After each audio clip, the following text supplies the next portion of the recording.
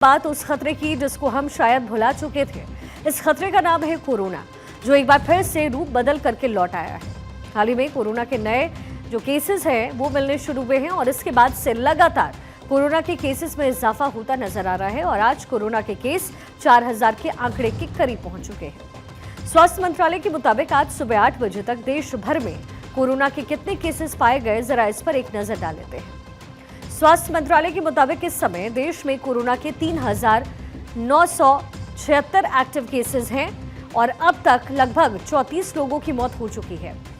वहीं राज्यों की अगर बात करें तो सबसे ज्यादा जो केसेस हैं वो केरल में मिले हैं, जहां 1435 एक्टिव केसेस हैं। इसके बाद महाराष्ट्र में 506 एक्टिव केसेस, वहीं तीसरे नंबर पर राजधानी दिल्ली है, जहां पर 483 एक्टिव केसेस पाए गए हैं। अब इस तरीके से गुजरात में भी 338 केसेस है, पश्चिम बंगाल 331, कर्नाटक में 253, तमिलनाडु में 189 और उत्तर प्रदेश में 157 एक्टिव केसेस। इसके अलावा 8 राज्यों में एक्टिव केसेस की जो संख्या है वो दहाई के आंकड़े पर है, जबकि 7 राज्यों में कोरोना के केसेस की संख्या सिंगल डिजिट यानी कि इकाई के आंकड़े में है। बीते 24 घंटे में कोरोना की वजह से 6 लोगों की मौत की जानकारी मिली है। आज अहमदाबाद में 18 साल की गर्भवती लड़की और 47 साल की महिला की कोरोना से जान गई। इससे पहले रविवार को दिल्ली में 22 साल की लड़की और तमिलनाडु में 25 साल के लड़के की कोरोना से मौत हुई। वहीं दूसरी तरफ लगातार बढ़ते केसेस के बीच कर्नाटक सरकार ने पब्लिक एडवाइजरी जारी की। इसमें लोगों से भीड़भाड़ वाली जगह पर मास्क लगाने, शारीरिक दूरी बनाए रखने और साफ सफाई का खास ध्यान रखने की अपील हुई। साथ ही बुखार, खांसी, सीने में दर्द या फिर सांस लेने में दिक्कत होने पर तुरंत जांच कराने को कहा। इसी बीच दिल्ली हाईकोर्ट ने भी कोरोना के बढ़ते केसेस को लेकर के चिंता जाहिर की। दिल्ली हाईकोर्ट ने केंद्र और दिल्ली सरकार को कोरोना को लेकर के जो है रिपोर्ट मांगी है, जिसमें सैंपल लेने से लेकर सैंपल को इकट्ठा करने वाले केंद्रों और इसके ट्रांसपोर्ट से जुड़ी हुई जो रिपोर्ट है वो शामिल रहेगी। साथ ही कोर्ट ने कोरोना को लेकर के किए गए नीतिगत फैसले पर रिपोर्ट पेश करने के दिशा निर्देश दिए हैं। वहीं दूसरी तरफ कोरोना से निपटने के लिए राजधानी दिल्ली में भी पूरी तैयारी इस समय की गई है। आरएमएल की बात है, आरएमएल जब फर्स्ट वेव आया था या सेकंड वेव था, थर्ड वेव था, उसमें भी काफ़ी अच्छी तैयारियां थी हमारी और अब तो और पुख्ता हो गई हैं कि जैसे हमारा एक्सपीरियंस बढ़ गया इस चीज़ को लेके और ऑलरेडी हमारे पास इंफ्रास्ट्रक्चर था और वो हाईलाइट और ज़्यादा उसको हमने डेवलप कर लिया है।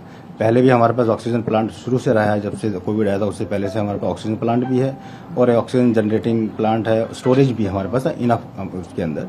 और आज की डेट में अगर हम बात करते हैं तो हमारे पास अभी तक टोटल 4 केसेस आए थे कोविड पॉजिटिव, मतलब आए नहीं थे, वो जो हमारे ऑलरेडी पेशेंट एडमिटेड जो पेशेंट्स हैं जिनके अंदर कोमॉर्बिड कंडीशंस थी उनमें हमने टेस्ट किया था, ARI सिम्टम्स थे उनको, वो पॉजिटिव आए थे, लेकिन वो चारों के चारों पेशेंट्स अब डिस्चार्ज हो चुके हैं स्टेबल कंडीशन के साथ। आपको बता दें, भारत के कई राज्यों में कोविड-19 के मामलों में बढ़ोतरी के बीच देश में 4 नए वेरिएंट्स पाए गए। डॉक्टर्स के मुताबिक दक्षिण और पश्चिम भारत से जिन वेरिएंट की सीक्वेंसिंग हुई है वो है LF.7, XFG, JN1, NB1.8.1 series और इसके साथ ही बाकी जगहों से जो नमूने हैं वो लेकर के सीक्वेंसिंग हो रही है ताकि जो नया वेरिएंट है उसकी जांच हो पाए। हालांकि मामले बहुत ज्यादा गंभीर दिखते नहीं हैं और लोगों को चिंता नहीं करनी चाहिए, बस आप सतर्क रहिए, इसकी जरूरत है। ऐसे में आपके लिए ये भी समझना जरूरी है कि कोरोना का ये जो नया रूप है वो कितना घातक है। कोरोना का NB1.8.1 के A435S, V445H और T4781 ये सारे वेरिएंट्स हैं, जैसे कि स्पाइक प्रोटीन म्यूटेशन और अन्य वेरिएंट की तुलना में तेजी से ये फैलते हैं। इन पर कोविड के खिलाफ बनी हुई जो इम्यूनिटी है उसका असर नहीं होगा। हालांकि ये भी समझना होगा कि भारत में कोविड का JN1 वेरिएंट सबसे आम है। टेस्टिंग में आधे से ज्यादा जो सैंपल्स हैं उसमें ये वेरिएंट निकलता है। इसके बाद BA2 ओमिक्रॉन सबलाइडेंस वेरिएंट के मामले भी मिलते हुए नजर आ रहे हैं। वर्ल्ड हेल्थ ऑर्गेनाइजेशन यानी कि WHO ने भी इसे बहुत ज्यादा चिंताजनक नहीं पाया। हालांकि निगरानी में रखे गए वेरिएंट के रूप में जो कैटेगराइज है उसे किया है। चीन समेत एशिया के दूसरे देशों में कोविड के बढ़ते मामलों में यही वेरिएंट नजर आ रहा है और इसी बीच खतरे को देखते हुए भारत में भी स्वास्थ्य विभाग ने अपनी कमर कसनी शुरू कर दी। In our state, the number of COVID cases are very few in comparison to other states, and we have nothing to worry, nothing to panic. Till yesterday, it was 12. Number of cases were 12. 2 to 3 cases have come yesterday. I'm going to confirm it by evening. Public is advised to take all standard precaution, avoid crowded places, use mask whenever required, and all hand washing thing that was advised, you can maintain that. That is the standards. Both the testings are available. Both RT-PCR and rapid testing are also available. No SOP we have received no SOP from Government of India. That means that previous SOP is in force. We will take a decision in this matter. Let us wait. 2 cases का भी पुष्टि हुई है। 2 cases positive है, उसमें से एक तो 74 ईयर्स की महिला है और एक 43 ईयर्स के मेल है। तो सिटी गई हैं और जो ये मेल हैं ये इनकी हिस्ट्री है, ये नोएडा से आए थे, ट्रैवल हिस्ट्री है। तो उन्हीं पेशेंट्स में जो सिम्टम्स पता चले हैं वो यही है कि कफ, खांसी थी, फीवर था और कोल्ड यानी कि जुकाम वगैरह, आपको पता, गला खराब था। तो लेकिन दोनों जो पेशेंट्स हैं वो बिल्कुल ठीक है और वो होम आइसोलेशन में हैं। तो हमारी टीम जो है लगातार उन पे नज़र रखी हुई है।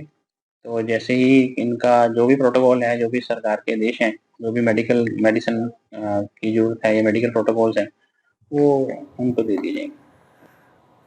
तो अमेरिका के जॉन्स हॉपकिंस यूनिवर्सिटी के मुताबिक JN1 कोरोना के बाकी वेरिएंट की तुलना में ज़्यादा आसानी से फैलता है, लेकिन ये बहुत ज़्यादा गंभीर नहीं है और दुनिया के कई हिस्सों में ये सबसे आम वेरिएंट बन गया है। इसके केसेस सबसे ज़्यादा पाए जाते हैं। खास बात ये भी है कि कोरोना का ये जो वेरिएंट है वो हमारी रोग प्रतिरोध क्षमता यानी कि इम्यूनिटी पर असर दिखाता है। JN1 ओमिक्रॉन के BA.2.86 का एक स्ट्रेन माना जाता है और ख़ास तौर पर इम्यूनिटी को ये कमज़ोर करता है, जिसे अगस्त 2023 में पहली बार हमने देखा। दिसंबर 2023 में WHO ने इसे वेरिएंट ऑफ इंटरेस्ट घोषित किया था। इसमें तकरीबन 30 म्यूटेंट्स है जो कि इम्यूनिटी को कमज़ोर करता है। JN1 वेरिएंट के लक्षण कुछ दिनों से लेकर के शायद कुछ हफ्तों तक रह सकते हैं और अगर आपके लक्षण लंबे समय तक बने रहे तो हो सकता है कि आपको लंबे समय तक रहने वाला कोविड हो। और ये एक ऐसी स्थिति है जिसमें कोविड-19 के कुछ लक्षण ठीक होने के बाद भी बने रहेंगे। लेकिन कोरोना आपके शरीर में प्रवेश कर गया है या फिर नहीं, इसकी पहचान उसके कुछ लक्षणों को देखकर होगी। जैसे कि JN1 वेरिएंट के लक्षण की बात करें तो ज़्यादा लक्षण पिछले ओमिक्रॉन स्ट्रेन में देखे गए लक्षणों जैसे होंगे, जैसे कि आम लक्षण में है सूखी खांसी, बहती हुई नाक, सिर दर्द होना, गले में खराश की शिकायत, बुखार भी इसमें शामिल है, जिसमें संक्रमित कई लोग थकावट महसूस करने की भी शिकायत करते हैं। कुछ मामलों में स्वाद या फिर सूंघने की जो शक्ति है वो भी चली जाती है और एक लक्षण जो कि JN1 वेरिएंट के साथ ज़्यादा बार देखा जाता है वो है डायरिया का। कोरोना से बचाव के लिए सबसे अच्छा तरीका है भीड़भाड़ वाले इलाकों से बचना और ज़रूरी दूरी को बनाए रखना। इसके साथ ही साफ सफाई का ध्यान रखते हुए आपको मास्क की मदद लेनी चाहिए। आपको ये बचा सकता है। फिर भी कोरोना के JN वेरिएंट के खिलाफ लड़ाई में कुछ ऐसी वैक्सीन्स भी हैं जो कारगर साबित हो सकती हैं। इनमें पहला नाम है फाइजर बायोएनटेक का, जो कि mRNA वैक्सीन है। दूसरा नाम है मॉडर्ना वैक्सीन, ये भी mRNA वैक्सीन है। तीसरा वैक्सीन है कोवोवैक्स XBB 1.5, जो कि प्रोटीन सब यूनिट का वैक्सीन है। चौथी वैक्सीन है नोवावैक्सी वैक्सीन और ये भी प्रोटीन आधारित होगी। और पांचवी वैक्सीन का जो नाम है वो है जेपोमेरिन, जैसे कि वैक्सीन कोस्ट्राइव नाम से भी इसे जाना जाता है और ये एक सेल्फ एम्प्लाइंग जो वैक्सीन है वो रखा गया है इसे। अब कोरोना से अपना बचाव करने के लिए कुछ सावधानियां आपको बरतनी बहुत ज़रूरी है। अगर आप भीड़भाड़ वाली जगह पर जाते हैं तो आपको मास्क ज़रूर लगाना है, क्योंकि ये वो कवच है जो आपको इस वेरिएंट से काफ़ी हद तक सेफ रखेगा। कई कोविड एक्सपर्ट्स का मानना ये भी है कि भारत में वैसी कोई गंभीर स्थिति बनने की संभावना बहुत कम है, लेकिन तैयारी पुख्ता तौर पर ज़रूरी है। और सबसे अहम बात यहाँ ये है कि पैनिक आपको नहीं करना है।